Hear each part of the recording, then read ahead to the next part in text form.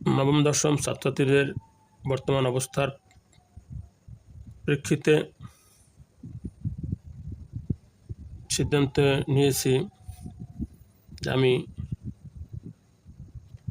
যেসব বইগুলো সবার আছে, প্রত্যেকটা গ্রুপে আছে,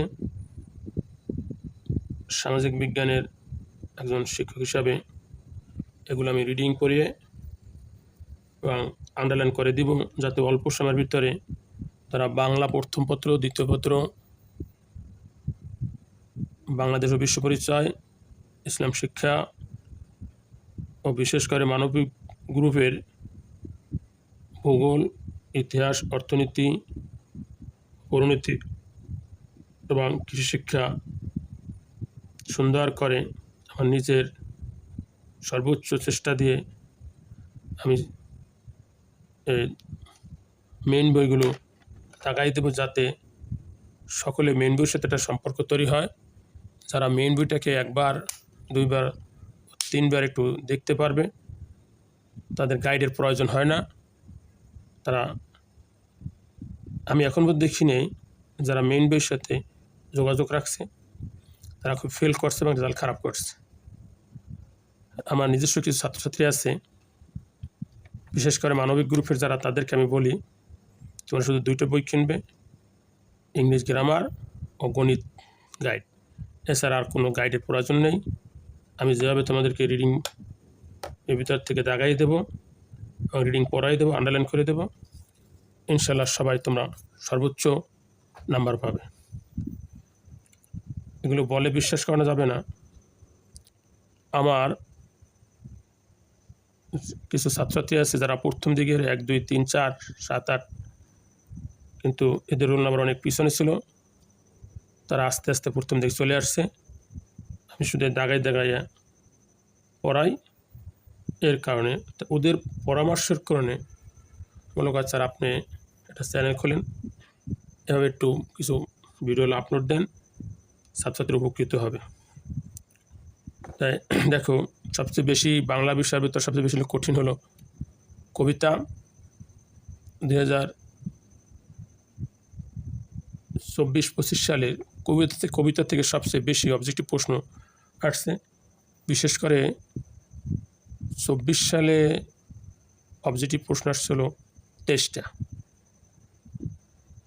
তাই আমি এখন বেশি কথা বলবো না। তোমরা যখন বাংলা বইটা পড়বে, সবার আগে যে অধ্যায় বা কবিতাটা পড়বে, যে গল্পটা পড়বে, সেখান থেকে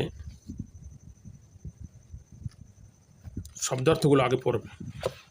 শব্দার্থগুলো পড়ার পরে এরপরে মেন বইটা পড়বে, মানে শব্দার্থ, কবি পরিচিতি, পাঠ পরিচিতি, এরপর গল্পের ভিতরে ঢুকবে।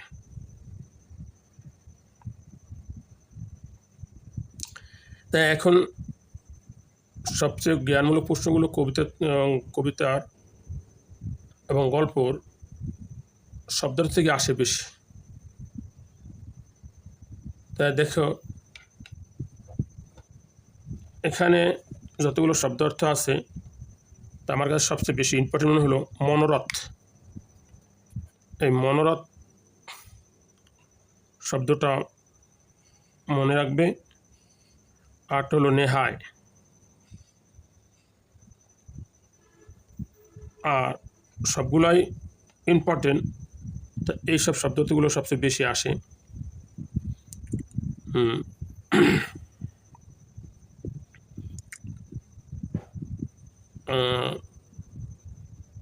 দেখো, তারপর শাহ মোহাম্মদ সগীর, উনি মধ্যযুগের কবি। ইউসুফ জুলেখা কাব্যের বন্দনা পর্ব থেকে গৃহীত এই কবিতাংশ বন্দনা নামে সংকলিত হয়েছে। কোথা থেকে নেওয়া হয়েছে? ইউসুফ জুলেখা কাব্যের বন্দনা পর্ব থেকে গৃহীত হয়েছে। তার প্রশ্ন হলো, বন্দনা কবিটি কোথা থেকে নেওয়া হয়েছে? ইউসুফ জুলেখা কাব্যের বন্দনা পর্ব থেকে গৃহীত কবিতাংশ বন্দনা নামে সংকলিত হয়েছে। বন্দনা পর্ব যথেষ্ট বড়, এখানে শুধু গুরুজনদের প্রতি বন্দনার অংশটুকু স্থান পেয়েছে। তাহলে প্রশ্ন, কবিতায় কাদের প্রশ্নগুলো স্থান পেয়েছে? গুরুজনদের প্রতি বন্দনার অংশটুকু, গুরুজনদের প্রতি বন্দনার অংশটুকু। এখানে কবি শিক্ষকদের প্রতি মর্যাদা শ্রদ্ধা নিবেদন করেছেন। জন্মদাতা পিতামাতা জ্ঞানদাতা শিক্ষকের প্রতি শ্রদ্ধা নিবেদন করেছেন। শিক্ষক জ্ঞান দান করেন, তাকে মানুষের গড়ে তোলে, তাদের প্রতি অফুরন্ত শ্রদ্ধা দেখাতে হবে, যেটা বর্তমানে খুব অভাব। যারা শিক্ষা গ্রহণ করে এবং যারা শিক্ষা দেয়, উভয়ের ভিতরেই অনীহা। এবার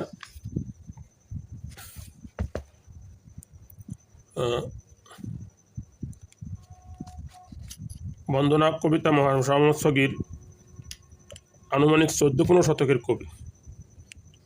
মুসলমান কবিদের মধ্যে তিনি প্রাচীনতম কবি।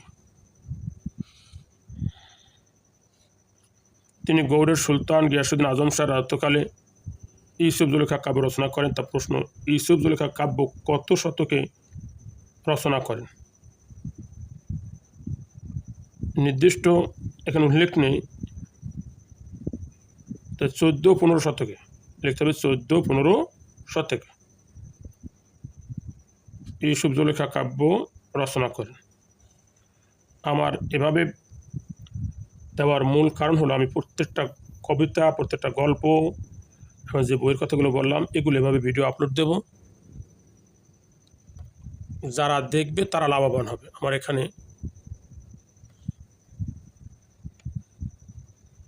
চাই সবাই দেখুক, কারণ এই বিষয়গুলো সবার আছে।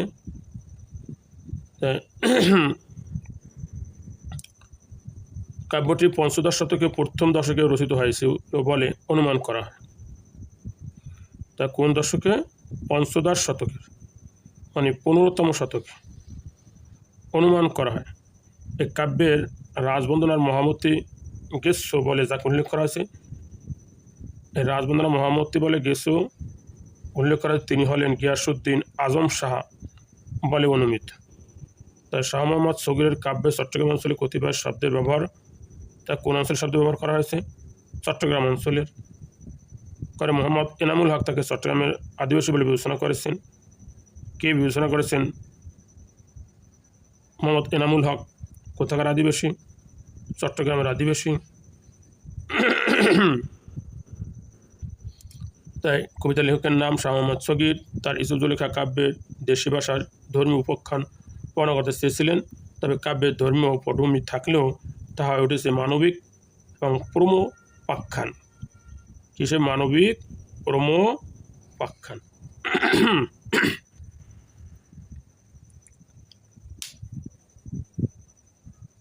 দ্বিতীয়, প্রণাম কর মা বাপ পাত্র, জান দয়া হন্তে জন্ম হইল বসুদায়।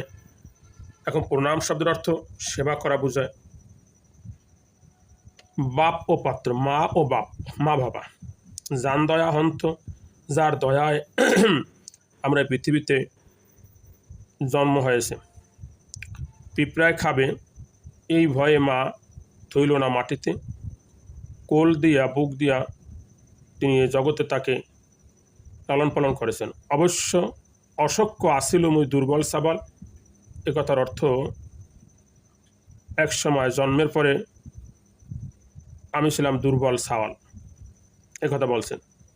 তান দয়া হন্ত হইল এ ধর বিশাল, এবং তার দয়া হইল এ ধরায় বিশাল। না খাইয়া বাপ মা না খাইয়া না পড়িয়া সন্তানকে পড়ায়, সেজন্য এখানে বই বলেছেন না খাইয়া খাওয়ায় পিতা না পড়ি পড়ায়, কত দুঃখে একে একে বছর গঙ্গায়। পিতাক নেহায়, এখানে কবি নেহায় অর্থ স্নেহে, নেহায় অর্থ স্নেহে। তা পিতাক নেহায় জীব জীবন যৌবন কনে বা সুবিধ তান ধারক কাহন, মানে পিতা তার জীবন যৌবন ও স্নেহ দিয়ে আমাদেরকে লালন পালন করেছেন। ওস্তাদে প্রণাম করো পিতা হানতে বড়, এখানে বলছে পিতার চাইতেও ওস্তাদ আর শিক্ষককে সবচেয়ে বেশি সম্মান করতে বলছে। দোসর জন্ম দিলা তিহুসে আমার,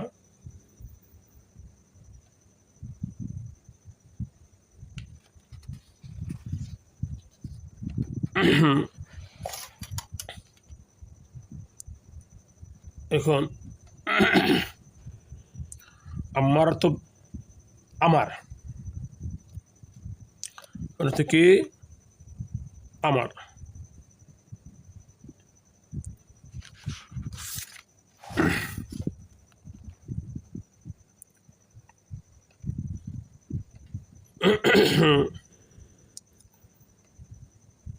আমার পুরাবাসী আজ যত পৌরজন ইষ্ট মিত্র আদি যত সভা সদগণ ইষ্টার্থ কুটুম্ব আত্মীয় স্বজন যত কিছু আছে তান সবান পদে মহার বহুল ভক্তি সকলের পদতলে আমার খুব ভক্তি সপুটে প্রণাম মহার মনোরাত গতি আমি সবাইকে প্রণাম করি মোহাম্মদ সগির হীন বহ বাপ পাপ ভার মোহাম্মদ সগির হীন মানে ছোট এবং পাপ ভার বহন করে সবানক পদে দোয়া মাগো বারবার আর সকলের পদতলে আমাদের সকলেকেই কৃতজ্ঞতা এবং দোয়া বারবার এবং মায়ের আদর যত্ন পরিচর্যা লাভ করে ধীরে ধীরে উন্নত মানুষ হয়। কবি এই কথাটাই বলেছেন।